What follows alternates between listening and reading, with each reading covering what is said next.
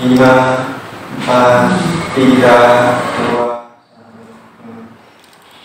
Assalamualaikum warahmatullahi wabarakatuh. Waalaikumsalam. Bismillahirrahmanirrahim. Alhamdulillahirabbil alamin. Selamat pagi rekan-rekan pemirsa dimanapun Anda berada. Jumpa lagi bersama saya Lia sebagai pembawa acara pada pagi hari ini yang penuh dengan manfaat, yaitu pada pengajian virtual Mutiara Haramain setiap hari Kamis pukul 9 pagi di kantor PT Ananda Travel. Saya sampaikan permintaan maaf atas ketidaknyamanan yang terjadi di minggu lalu dikala selalu saat proses pengajian. Kami sampaikan sekali lagi mohon maaf atas ketidaknyamanan kepada seluruh pemirsa yang ada di manapun Anda berada. Dan tentu saja masih hadir bersama saya Ustaz Haji Yusuf Nurdiansyah LC yang tentunya akan memberikan ilmu dan pencerahan untuk kita semua pada pagi hari ini. Selamat pagi Ustaz. Pagi. Selamat pagi. Bagaimana kabarnya? Alhamdulillah. Saya juga mengajak kepada seluruh rekan-rekan untuk berpartisipasi. Bagi yang ingin mengajukan pertanyaan atau masukan bisa disampaikan di media sosial PT Ananda Travel. Dan pertanyaan akan kami jawab di sesi akhir. Untuk tema pada pagi hari ini tetap akan melanjutkan Kamis-Kamis yang lalu, yakni perbaikilah sholatmu maka lebih baik hidupmu.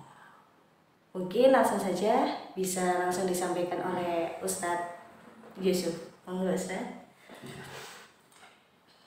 Terima kasih waktunya. Assalamualaikum warahmatullahi wabarakatuh. Waalaikumsalam. Bismillah, walhamdulillah, wassalatu wassalamu ala rasulillah wa ala alihi wa sahbihi wa mawala. Amma ba'du. Sebelum pengajian tema pembahasan kita lanjutkan seperti biasanya, marilah kita berkirim berwasilah kepada Rasulullah, keluarganya, para sahabat dan juga guru-guru kita. Semoga kita bisa mendapatkan keberkahan, mendapatkan ilmu yang bermanfaat. Ila hadratin Nabi Mustafa Sayyidina Muhammadin sallallahu alaihi wasallam wa ila abaina umatina wa jaddatina usulina furu'ina wa jami'i syekhina wa masyaikhina usanila jami'iman fi muassasah An-Namirah Travel Indo. Lahumul Fatihah. A'udzu billahi minasyaitonir rajim. Bismillahirrahmanirrahim. Alhamdulillahirabbil alamin arrahmanir rahim maliki yaumiddin. Iyyaka na'budu wa iyyaka nasta'in. Ihdinas siratal mustaqim. Siratal ladzina an'amta 'alaihim ghairil maghdubi 'alaihim waladdallin. Amin. Bismillahirrahmanirrahim. Kepada yang saya hormati owner PT An-Namirah Travel Indo Bunyai Jauharah Said, kepada Direktur PT An-Namirah Bapak Haji Bagus Awaludin Irfan yang selalu saya hormati, seluruh staf PT An-Namirah Travel Indo yang selalu saya hormati. Alhamdulillah, pada pagi hari ini kita masih menjalankan istiqomah dalam Mutiara Haramain, pengajian virtual setiap hari Kamis. Semoga dengan istiqomah tetap mengaji, kita bisa mendapatkan keberkahan ilmu dari Allah Subhanahu wa Ta'ala. Karena tidak ada yang melebihi sebuah karomah, kemuliaan, melainkan seseorang itu bisa istiqomah dalam menjalankan amal soleh.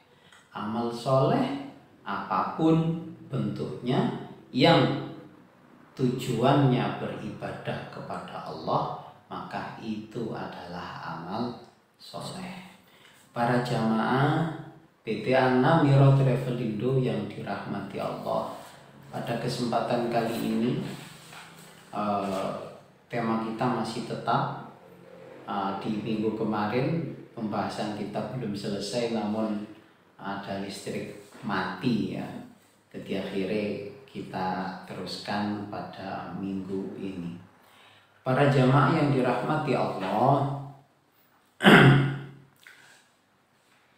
terkait dengan pembahasan kita kemarin, kita membahas tentang derajat seorang hamba di hadapan Allah itu ada 5. Yang pertama adalah derajat awam, yang kedua abid, yang ketiga mukhlis, yang keempat muhib, dan yang kelima adalah ma'rifat.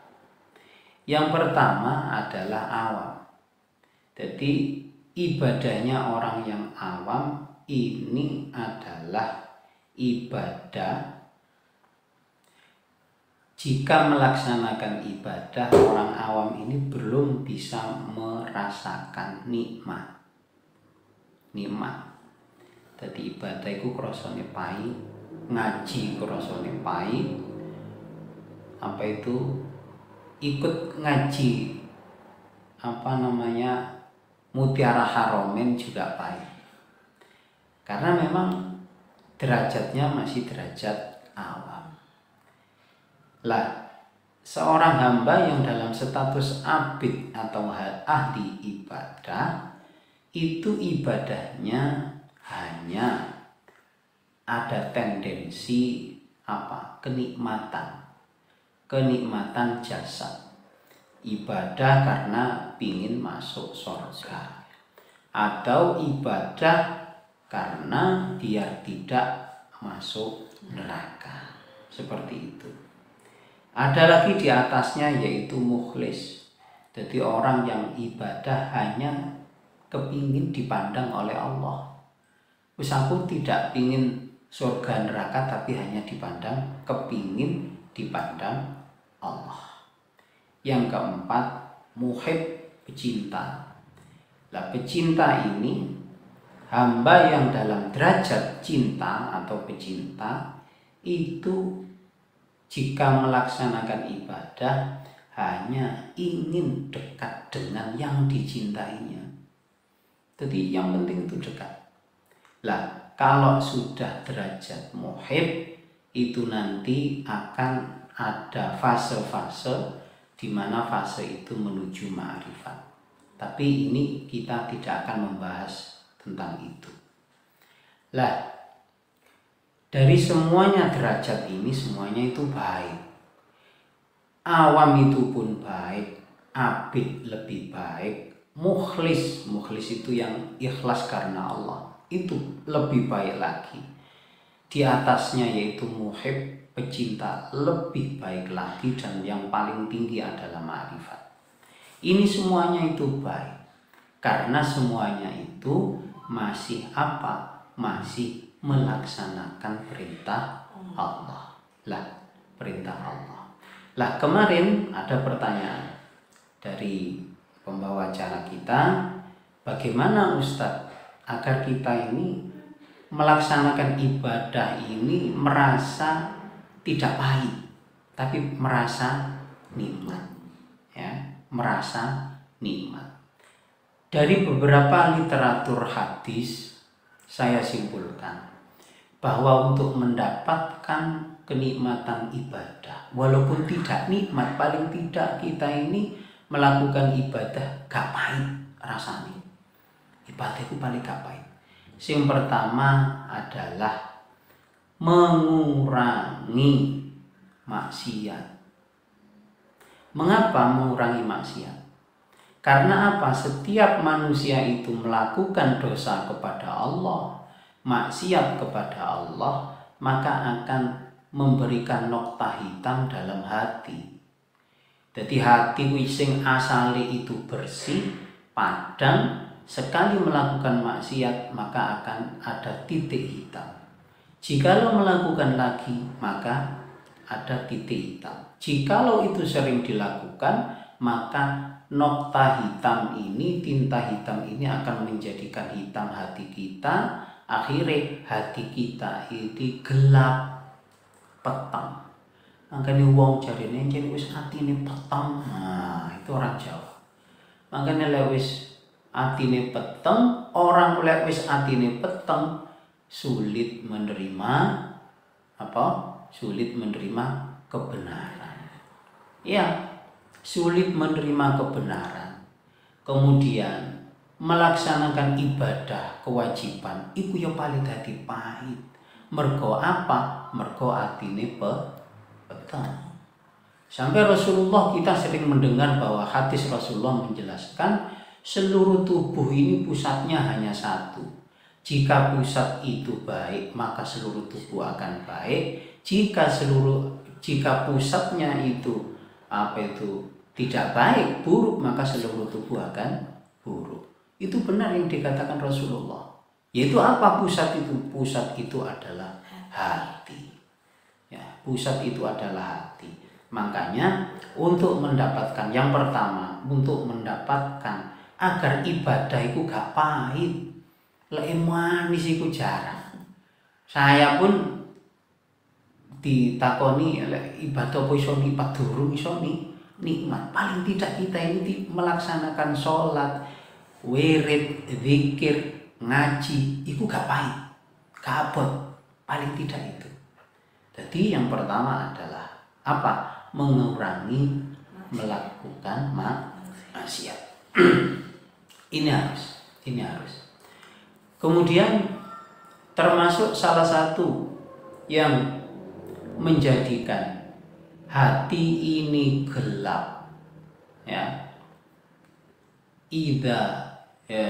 Kalau Rasulullah bersabda, jikalau idza madha arba'ina yauman, jikalau 40 hari seseorang itu ya tidak kumpul dengan ahli ilmu, tidak ngaji, maka dia akan mengalami dua hal.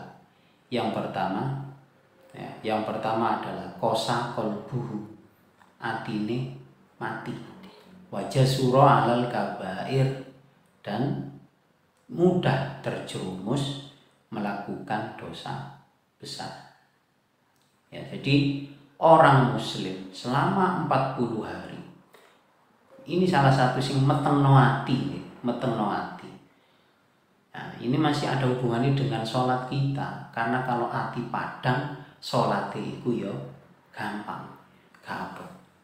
Jadi 40 hari manusia, orang muslim tidak pernah kumpul dalam majelis ilmu yang bermanfaat, ilmu agama, tidak pernah kumpul dalam majelis zikir selama 40 hari, tidak pernah. Maka yang terjadi adalah atine mati, kosa kolbuhu, wajah surah alal kabair, mudah terjerumus ngelakoni perkara sing gede. Jadi bagaimanapun kita harus berusaha jangan sampai lebih dari 40 hari kita tidak pernah ikut dalam majelis ilmu, majelis zikir, majelis sholawat. Karena efeknya seperti itu. Kalau orang itu hatinya sudah mati, sholat males, ya kan? Bahkan melakukan dosa besar itu mudah karena hati ini mati. Nah, gak pernah selama 40 hari gak pernah kumpul majelis ilmu, majelis zikir, majelis sholawat, maka dia akan mudah terjerumus ngelakoni perkara dosa gede. Ya mergo gak roh ternyata iki dosa. Jadi meninggalkan perkara sing wajib itu menjadi hal yang tidak berat. Seperti itu. Nah, jadi ini tadi ada runtutannya dengan bagaimana kita agar kita melakukan ibadah itu gak pahit. Nah, jadi pertama mengurangi maksiat, karena maksiat ini menjadikan hati ini peteng. Sing kedua, dipaksa. Karena apa? Karena manusia itu secara karakter penciptaannya digawani Gusti Allah jenenge nafsu. Jadi ada nafsu amarah, ada nafsu sufiyah, ada mutmainnah, ada lawamah, ada seperti itu. Lah nafsu amarah, ini nanti pembahasan nafsu itu kita tidak bahas di sini. Jadi intinya cara untuk agar kita tidak pahit kate nglakoni ibadah iku carane dipaksa. Dipaksa ya apa? Karena kita punya nafsu yang selalu ngejak awak dhewe lapo ibadah. Gak enak, ayo kate nglakoni ibadah gak enak. Seperti itu. Jadi ya harus dipaksa karena itu wis kawanan. Lah perang sing paling gede ya, perang yang paling besar adalah melawan hawa nafsu. Hawa nafsu kudu muring-muring ya. Dudu emosi ya. Apa-apa gak cocok. Apa-apa kan sing cocok, ambek kanca gak cocok. Kudu ngomongi kanca gak cocok ya, itu karena nafsu. Karena kita sendiri tidak melatih diri kita untuk menahan hawa nafsu. Lah jawabannya nafsu yo dipaksa, ojo. Lah cara dimaksa itu dengan apa? Dengan akal. Jadi manusia ini yang membedakan adalah manusia itu dengan makhluk yang lain, yang membedakan adalah akal.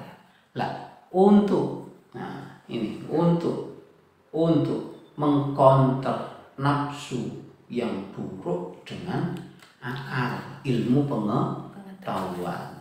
Pengetahuan ini maksudnya ya apa? Ketika kita emosi mau melakukan apa, kita harus mikir mana? Ojo dirasakno mbek ati, dirasakno mbek akal. Akal ini ngene, umpama aku nuruti kate nglakoni seperti ini, aku mau marah, aku mau berbuat seperti ini, sing intine itu buruk. Nuruti marah, nuruti emosi. Ini akal harus digunakan. Aku kok ini apa akibatnya tidak seperti ini nanti. Harus seperti itu. Makanya betapa pentingnya akal itu seperti itu untuk mengcounter nafsu kita. Maka Allah memberikan kita akal.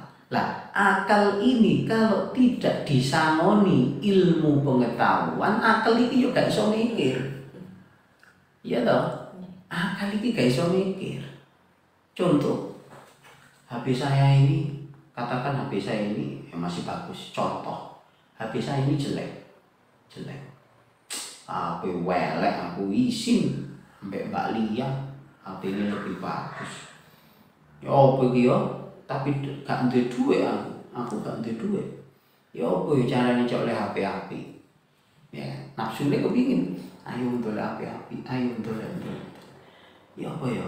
Akhirnya saya berangkat ke Mojosari, cari toko. Dadakno ono HP ku sing nyicil. Ya ta? Nyicil dengan DP sekian. Akhirnya apa? Akhirnya iki tak gawe nyicil. Padahal efek tiap bulannya kan aku ya bingung. Apalagi pas masa corona. Loh, ini kalau akal digunakan. Nafsu yang mengajak kita menuju terjerumus pada hal yang lebih gak enak. Ini akan berpikir lah apa sih HP ku masuk ini sih normal. Ini akal. Jadi sing ngandani ati, sing ngandani nafsu iku kudu akal. Lah akal ini kudu berpikir. Contoh, aku mau males poso Ramadan atau aku mau males sholat. Tapi akal ini tidak tahu bahwa akal ini sholat itu wajib, sholat itu begini, sholat itu seperti ini kewajibannya Allah, ini banyak-banyak lah. Kok akal ini tidak tahu seperti itu, maka kita akan mengikuti hawa nafsu kita. Itu. Jadi makanya wong ngaji itu penting. Untuk apa? Sing paling utama adalah untuk menepis keinginan nafsu, yang mana nafsu itu mengajak apa? Melanggar Allah, atau nafsu itu selalu mengajak kepada keterpurukan. Loh, nah ini kalau tidak akal sing mikir, maka nafsu yang ada dalam hati kita, diri kita ini akan selalu menjerumuskan kita. Seperti itu. Jadi ini tadi masih yang kedua ya. Yang kedua tadi, jadi yang pertama tadi adalah mengurangi ya, melakukan maksiat.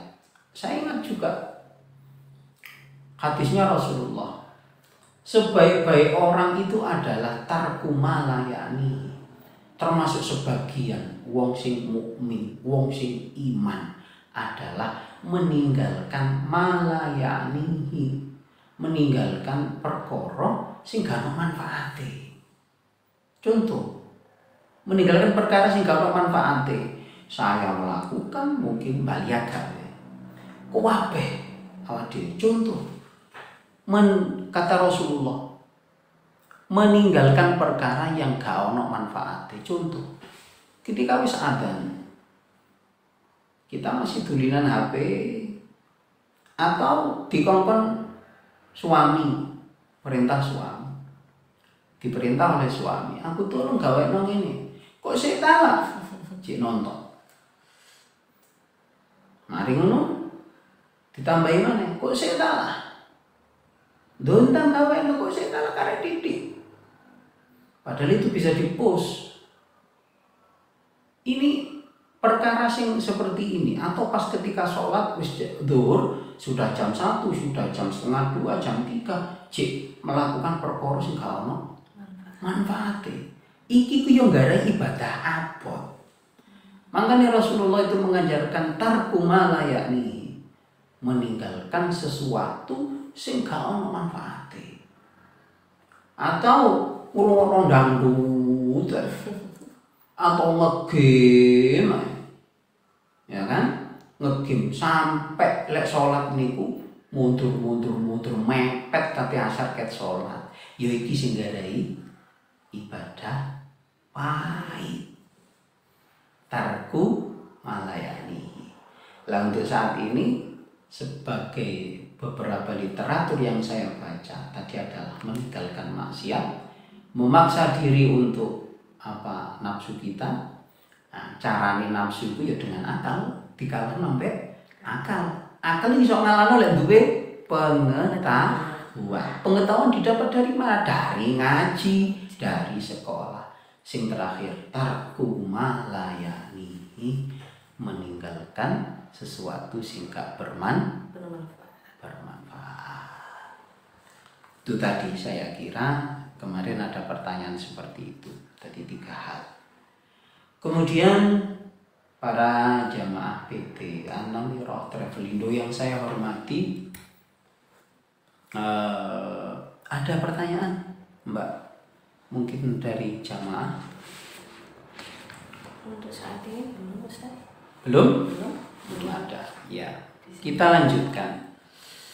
Para jamaah PT An-Namirah Travelindo yang saya hormati, kemarin itu kita ada pertanyaan, Ustadz, baju saya ini di tengah jalan kotor, ya, di tengah perjalanan itu kotor.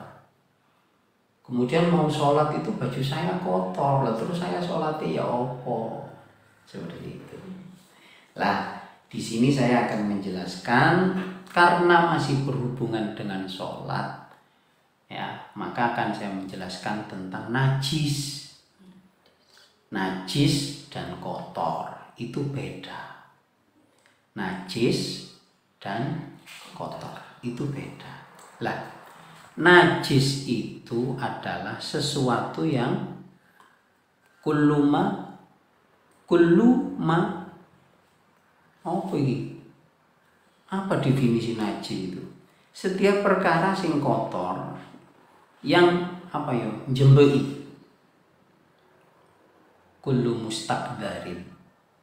Jadi setiap sesuatu yang bukan hanya kotor tapi ngilani, yang sebab itu tidak diperbolehkannya sholat, ya, tidak diperbolehkannya ibadah, ya, Saya ambil kesimpulannya saja.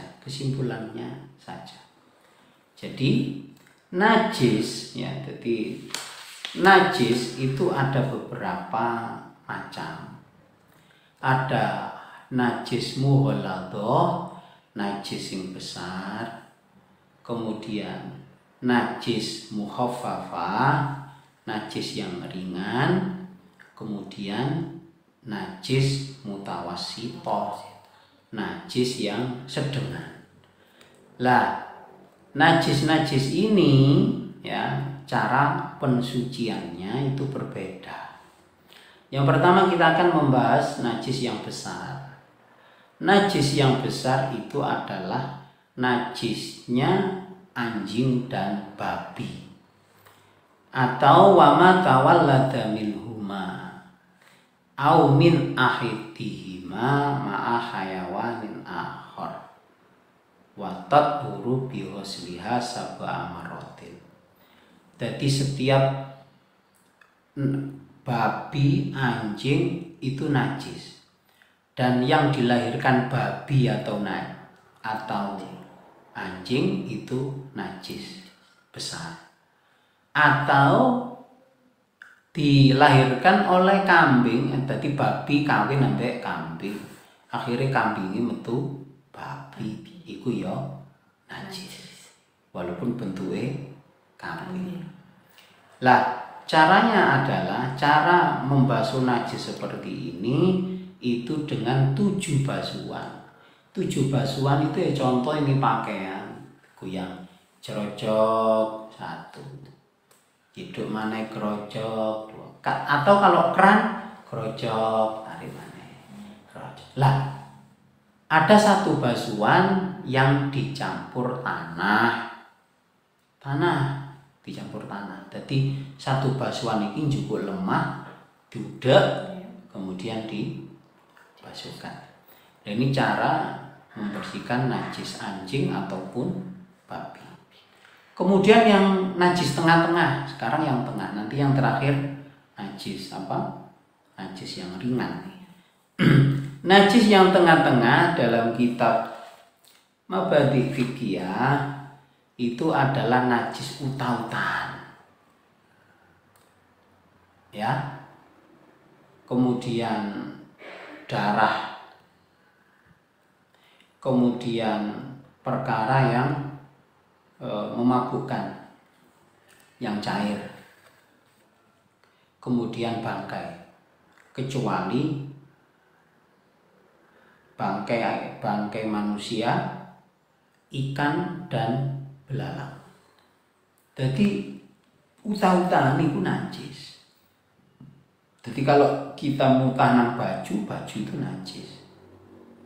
Lah, kemudian kita setelah mutah-mutah lek kate salat iku ya kudu di kumur. Kadang kan kita enggak langsung salat, iku kumure ya sekira bekas mutah di mulut ini hilang sekira. Kemudian darah. Lah, darah itu kalau sedikit tetap najis, cuman dimaafkan oleh syariat. Contoh ketilamu yang sekiranya itu menurut kita sedikit kok nempel di baju, itu dimakfu itu dimaaf oleh syariat, jadi boleh digunakan. Kemudian wal kharij minas sabilaini, apapun yang keluar dari dubur dan kubul, apapun kubur dan itu apapun yang keluar. Kok umpama kok metu kok kita kalau pagi itu ngengek BAB lah, kok metu duit najis. Tapi les diumbah gak? Nggih. Lah, dari 2 jadi seluruh yang keluar dari manusia. Tetapi di dalam pembahasan kitab Fathul Mu'in itu setiap sesuatu yang keluar dari hewan pun itu juga najis, kecuali yang keluar itu dalam bentuk masih dalam bentuk masih atos. Contoh ono petik nelek jagung, tapi jagungnya masih utuh.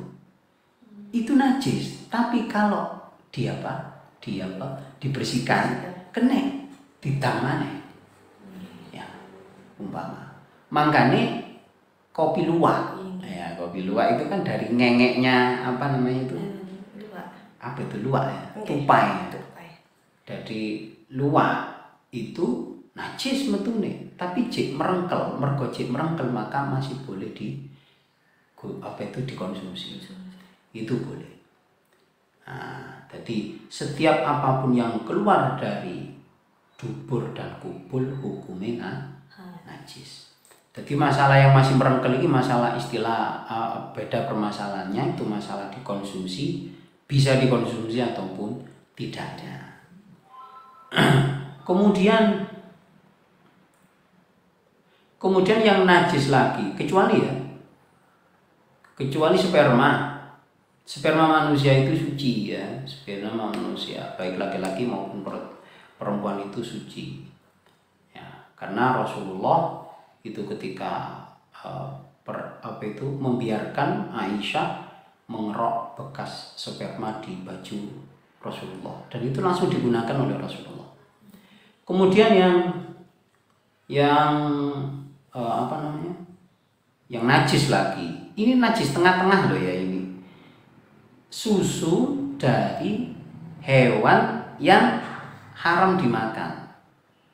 Susu hewan yang haram dimakan. Susu ini kucing apa nih sing haram? Susu ini apa ya? Ya kucing itu yang paling gampang ya. Tapi kalau susunya manusia tidak, itu tidak najis. Kemudian sesuatu yang putus, yang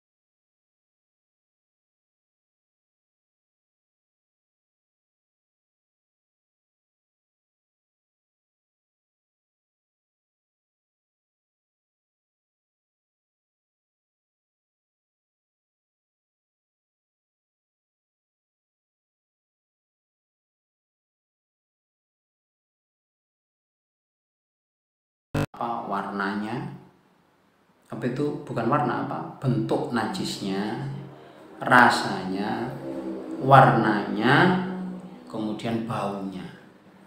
Jadi menghilangkan najis utang-utangan, contoh itu kita membasuhnya dengan air yang suci, itu menghilangkan bentuk mutai. Kan orang merengkel-merengkel jenenge wong mutah. Kemudian rasanya, kemudian warnanya, kemudian bau. Ini harus hilang. Wala yadurru baqa'u launin aurihin asura zawaluhu.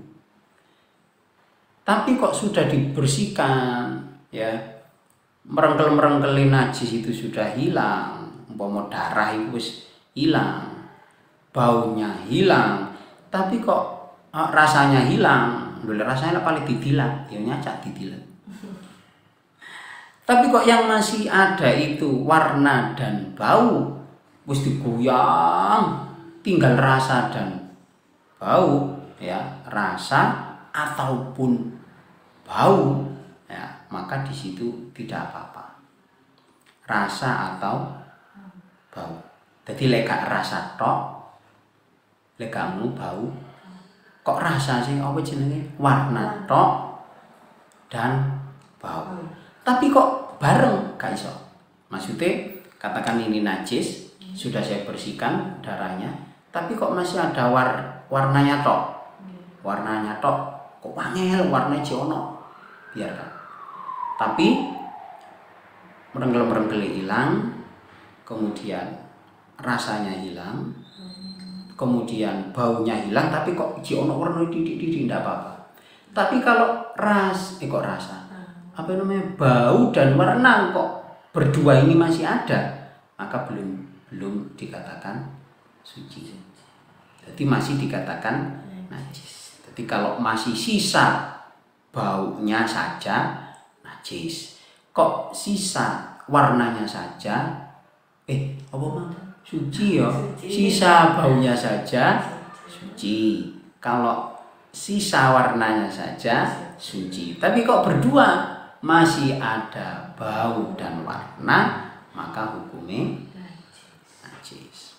Pokoknya bagaimanapun cara kita mensucikan, kalau najis yang tengah-tengah itu caranya adalah menghilangkan ainnya. Ain itu ya bentuknya najis, menghilangkan rasanya, menghilangkan warnanya, menghilangkan baunya. Intinya seperti itu. Terus perinciannya seperti tadi. Kalau tinggal warna itu sudah suci. Kalau tinggal baunya saja sudah suci. Tapi kok warna dan bau masih jadi satu, ini belum suci. Seperti itu. Kemudian yang terakhir, najis yang ringan. Najis ringan itu seperti najisnya baulus sobi lam yablug al-hawalaini. Najisnya pipis bayi yang belum 2 tahun. Belum 2 tahun. Dan belum makan kecuali susu ibunya. Lah ini caranya cukup diperciki banyu tok. Ya. Cukup dibersihkan diperciki ini tok. Iku wis cukup. Tapi lek bayi wedok iku harus gak cukup perci, harus dibasuh lek bayi wedok. Karena Rasulullah bersabda, ammas sobiyatu wal khuntha fayajibu ghuslu baulaihima. Lek bayi iku mangkok khunsa itu banci ya. Ada kan kasus bayi yang punya 2 kelamin, ataupun bayi perempuan, maka harus lek bayi lanang cukup para jamaah beda namiro Trapelindo yang saya hormati, dari keterangan ini maka bisa kita simpulkan bahwa kotor ya, najis itu perkara sing njembeki. Pokoknya perkara sing njembeki. Ya, katakan jenengan kena banyu got, padahal banyu got itu mesti memungkinkan campur najis, campur pipis, campur bangkai, itu kan jelas najis. Kok bekerja di Surabaya dadakno kecipratan banyu got, ya itu bagaimana sholatnya Ustadz? Sedangkan sudah waktu mepet, berhenti saja di musola, kemudian yang kira-kira itu terkena najis, ya pokoknya perkara sing jembeki sing membatalkan ibadah atau sholat, cukup sampai guyang saja, diguyang, jadi celonoe diguyang, sing kira-kira diguyang banyu, lolak paling basah Ustadz, iya, tapi itu sudah suci. Yang penting apa tadi? Yang penting ini termasuk golongan najis yang tengah-tengah. Yang penting merengkel-merengkel najis itu hilang, rasanya hilang, warnanya hilang, baunya juga hilang. Seperti itu. Tapi Ustadz, bagaimana kalau pas udan mesti kecipratan? Beda dalam pembahasan kitab, dalam Fathul Qorib ataupun Fathul Mu'in itu dijelaskan najis yang cipratan karena hujan yang nempel pada pakaian kita, najisnya tetap tapi dimakfu, asalkan najisnya itu gak ketok-ketok ngono apa itu kotoran hewan teletong ya sing nemplek ndemblok. Kalau itu sudah harus dihilangkan merengkel-merengkelnya, rasanya, warnanya, kemudian baunya seperti itu. Jadi tidak ada alasan bagi kita karena hanya pakaian kotor kita tidak melaksanakan sholat. Lah, sholat itu yang penting kalau kita tempat sholat itu kan suci badan, suci syaratnya orang sholat, suci badan, suci pakaian, suci tempat. Salah satunya ini syarat sholat. Lah, badan itu ya yang nempel pada tubuh kita. Katakan tadi habis pipis gak cewok, nah ini yang nempel pada badan, ini masih najis. Pakaian ya yang ada dalam pakaian kita. Kemudian tempat itu lek sholat, tempat itu yang nempel ketika kita berdiri sujud. Ini umpama kok kita sholat, yang nempel kaki kita ini suci, yang nempel lutut kita ini suci, ketika duduk kita suci, nempel tangan suci, nempel dahi ini suci, kok kulune ono najis, itu tidak apa-apa. Tapi jadi definisi dari tempat sholat itu adalah yang nempel ketika kita. Jadi tidak perlu tempat yang banyak. Jadi pokoknya ketika kita sujud, kita duduk itu semuanya suci, maka itu dianggap suci. Maka sholat itu tidak harus di musola, tidak harus di masjid. Makanya kemarin kita bahas lenggo Arab itu sholat sanggon-gon. Karena memang suci tempat itu tidak semuanya ruangan, tidak seperti itu. Para jamaah An-Namirah yang dirahmati Allah, mungkin ada pertanyaan? Mas, tinggal 15 menit. 15 menit. Mungkin satu pertanyaan ini Ustaz. Oke. Ini pertanyaan sejarah. Sejarah. Okay. Kalau bisa tak jawab lek aja. Bagaimana sholatnya Nabi terdahulu sebelum Nabi Muhammad SAW? Apakah sama jumlahnya dan rukunnya dengan sholat yang dilakukan umat Islam sekarang? Oke. Lah ini pertanyaannya, terima kasih. Apakah sholatnya nabi-nabi terdahulu itu sama seperti umat Nabi Muhammad?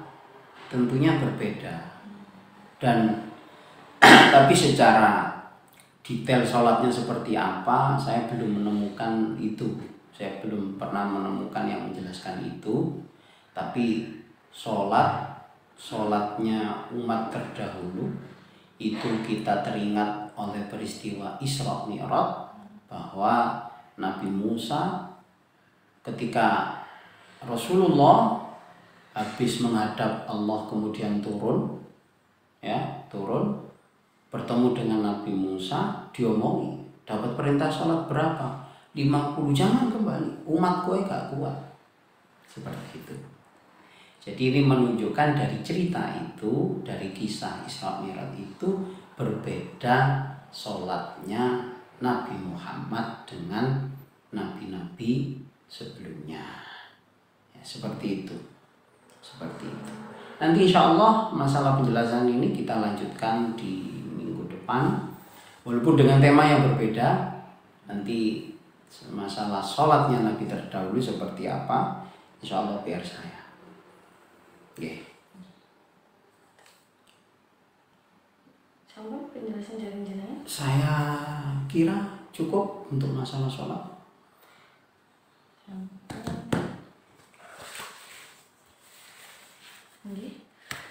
Terima kasih Ustadz atas penjelasannya.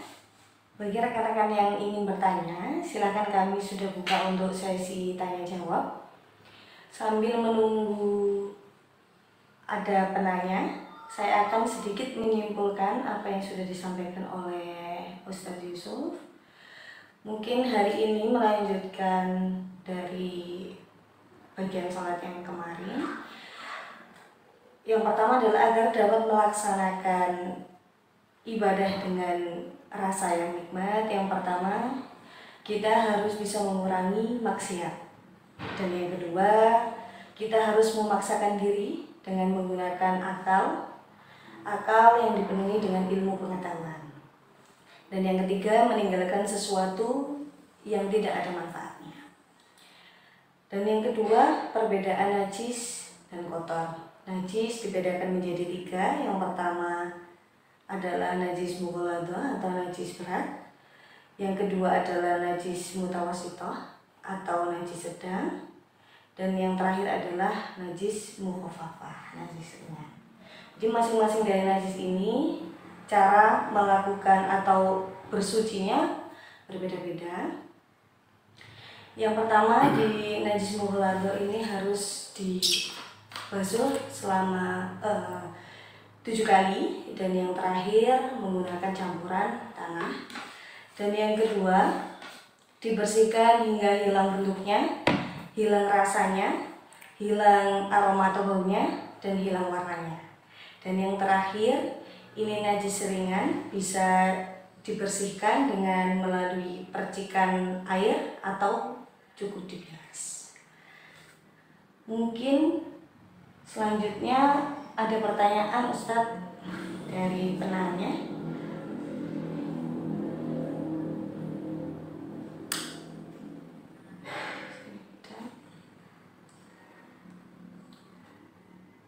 Ini, perkenalkan, nama saya Aisyah.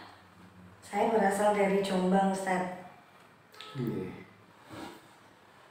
Saya bekerja selama kurang lebih 2 tahun. Beliau ini masalah haidnya itu tidak teratur, Ustadz. Kadang keluar, kadang enggak. Nah, untuk masalah bersuci ketika haidnya ini tidak teratur, tiba-tiba keluar dan dia tidak tahu, harus melaksanakan ibadah sholat, Ustadz. Ya kan? Ridwan. Iya. Terima kasih dari Ibu Aisyah. Masalah haid, saya akan kita pahami garis besar dulu ya. Iki mau lanang jelas mau wedok. Garis besarnya dulu itu seperti ini. Haid itu masa paling banyak adalah 15 hari. Nah, masa 15 hari. Jikalau dalam masa 15 hari ini kok masih mengeluarkan darah walaupun terputus, hari ini keluar, besok tidak, baru tiba-tiba besok siang keluar, masih dalam masa 15 hari dihukumi haid. Makanya kok ketika sudah berhenti ya, tapi masih dalam masa 15 hari hukumnya iku haid, maka gak usah sholat. Tapi kalau sudah melewati masa 15 hari ya, kok ternyata 16 harinya keluar, kemudian 17 harinya keluar, pas masa 15 hari dieling-eling, iya iki wis masa 15 hariku, dadi besok aku sudah harus sholat. Walaupun itu namanya bukan haid tapi istihadah, darah darah penyakit, dan wajib sholat. Tapi keluar terus, iya enggak apa-apa, tapi itu bukan masa haid. Jadi istihadah caranya ya pakai pempes ya, pempesnya ibu-ibu itu. Lah, seperti itu juga. Lah masa istihadah ini juga sedikitnya masa suci itu juga 15 hari. Tadi saya contohkan ya. Saya contohkan tanggal 1 sampai tanggal 15. Ini saya haid tanggal 1. Tapi terputus. Berhenti sehari, 2 hari, meneh metu tapi besoknya tidak keluar lagi. Hitungnya sampai 15. Jadi ini masa haid saya ini 15 hari. Ya. Masa haid saya ini 15 hari. Kok pas 16 harinya kok keluar lagi, itu jenenge sudah suci tapi metu istihadah, wajib sholat. Lah, masa sucinya perempuan itu 15, paling sedikit 15 hari. Lah, kok ono masa suci? Apa itu namanya, saya ini suci tapi kok sebelum 15 hari kok keluar? Jadi hukumnya istihadah. Kemudian setelah 15 hari yang selanjutnya iku mang kok dadakno haid. Jadi itu haid. Bingung mboten? Mbak. Sedih. Saya ulangi lagi ya. Nah, ini saya akan garis besar saja ya, garis besar. Wah, seru lek bahas haid ini, bisa pertemuan besok bahas haid ini ya.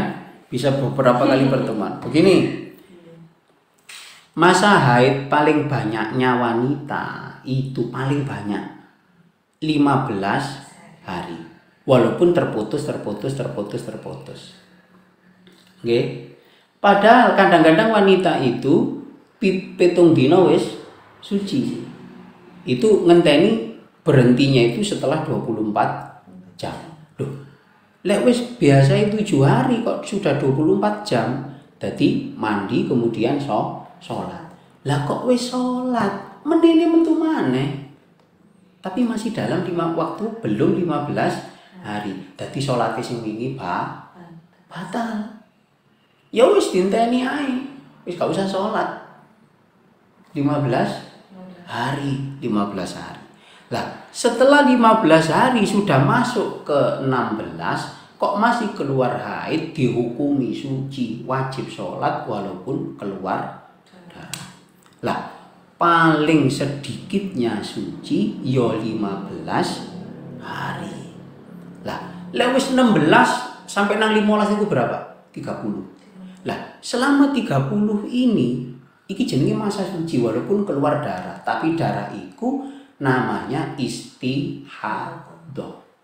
Sholat tetap wajib, gawe pempes. Lah kok ini keluar terus sampai tanggal 30. Jadi sucinya 15 hari. Dadakno pas besok pas tanggal 1-nya, jadi masuk 15 hari kedua, iki dihukumi haid. Paham nggih? Lah, lek wis haid ngene iki wis gak sholat. Lah ini garis besarnya itu pokoknya 15 hari. Padahal wanita itu umumnya, nah, istri saya tanya, sampean wis suci? Ya ini udah hari ke-7, biasanya besok suci. Dinteni. Jadi wanita itu selalu melihat ketika pas waktu sholat loh ya. Maksudnya itu, tadi subuh sudah masuk subuh, itu diperiksa sampai kapas. Kok putih, bening? Oh ya wis dinteni. Zuhur ditontok maneh. Lah kok kuning?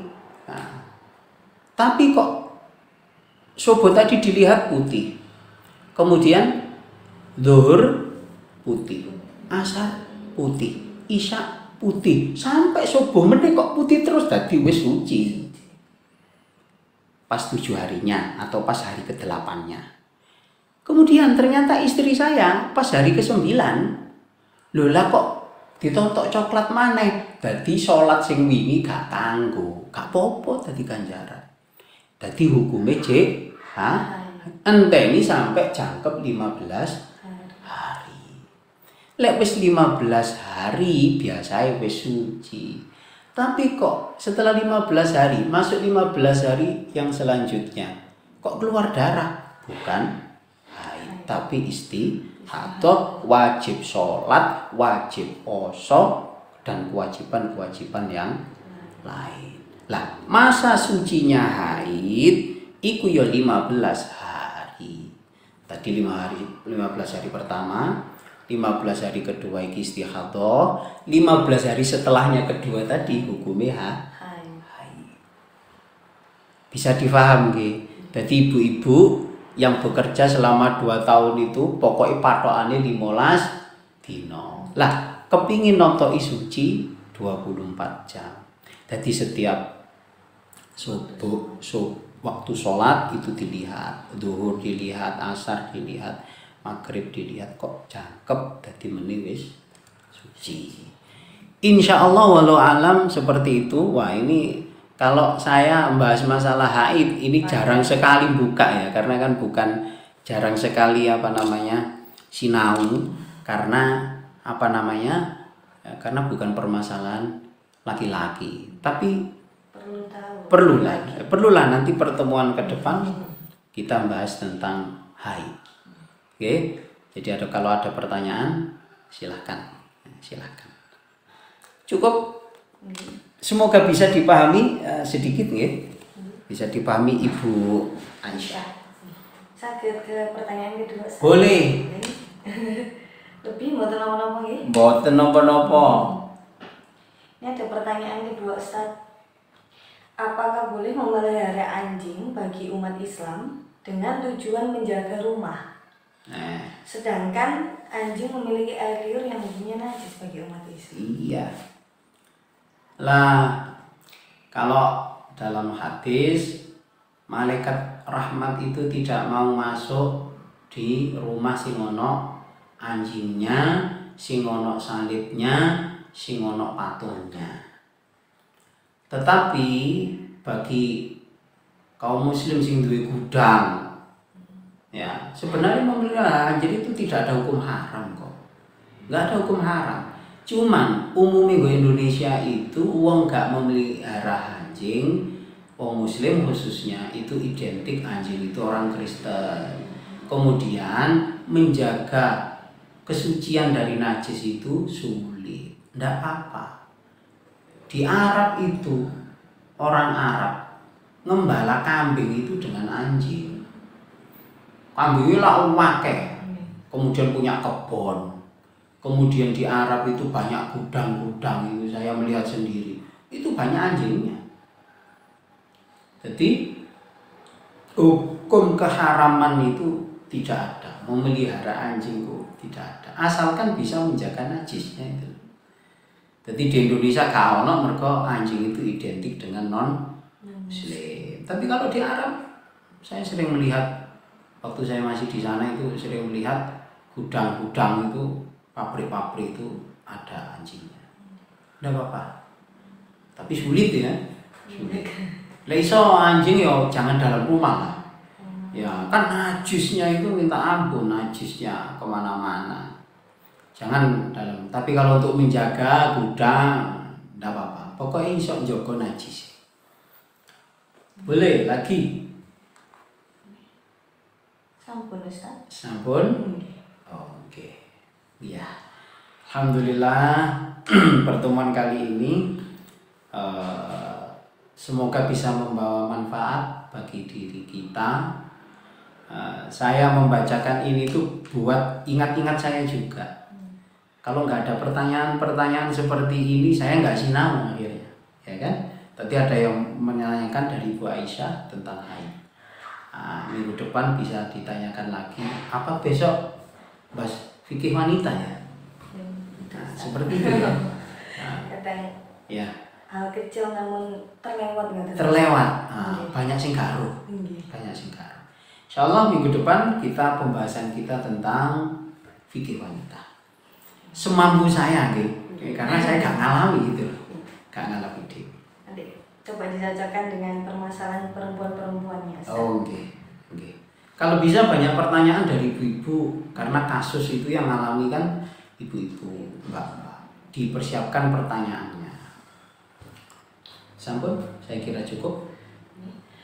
Alhamdulillahirabbil alamin, kita sudah sampai di penghujung acara. Terima kasih sekali lagi saya sampaikan kepada seluruh rekan-rekan dimanapun Anda berada yang sudah menyempatkan waktunya untuk bergabung dengan kami.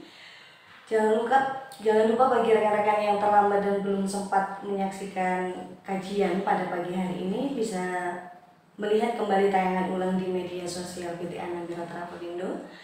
Serta rekan-rekan jangan sampai terlewatkan pengajian virtual selanjutnya, karena masih ada kajian-kajian menarik lainnya yang tentunya dengan tema yang menarik serta memberikan manfaat untuk kita semua. Info lebih lanjut terkait pengajian virtual Mutiara Haramain bisa mengunjungi dan mengikuti media sosial kami di PT Anamira Travel Indo, atau bisa melalui sambungan telepon di 081 231 841 09. Terima kasih, semoga kita dapat bertemu di kesempatan selanjutnya. Wassalamualaikum warahmatullahi wabarakatuh. Waalaikumsalam warahmatullahi wabarakatuh.